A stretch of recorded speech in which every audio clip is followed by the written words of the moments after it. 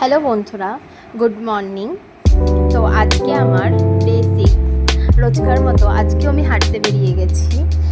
সকালবেলা সবুজ ঘাসের উপরে যদি 15 মিনিট মতো হাঁটা যায়, শরীর মন দুটোই খুব ভালো থাকে। ডায়াবেটিসের জন্য ভীষণ ভালো। তো আজ হাঁটতে হাঁটতে এই ভদ্রলোকের সাথে আমার দেখা।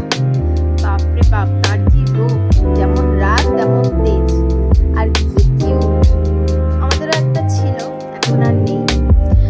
তো বাড়ি চলে এসেছি। বাড়ি এসে নিজের মতো একটু ছাদে একটুখানি এক্সারসাইজ করলাম, করে এখন লেগে যেতে হবে কাজে। জীবনটা পরিপাটি রাখতে গেলে অনেক রকম কাজ নিজের হাতে করতে হয়। তো এই যে ছাদটাকে ঝাড় দিতে লেগে গেছি।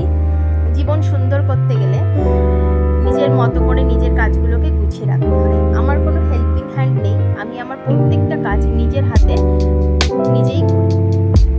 চেষ্টা করি টাইমের মধ্যে কাজগুলোকে কমপ্লিট করার। পরের দিনটা শুরু করার জন্য আগের দিনকেই তার প্রিপারেশন নিয়ে রাখতে হয়। তো ছাদটাকে ঝাড় দিয়ে গাছে জল দিয়ে দিচ্ছি। গাছগুলো পুরো শুকিয়ে গেছে। এই কাজটা আমি সকালেই করে ফেলি। যেদিন একটু ব্যস্ত থাকি, সকালে করতে পারি না, সেদিন আমি বিকালে করি। তো গাছগুলোকে জল দিয়ে নেব। জল দিয়ে নিজে স্নান করে পুজো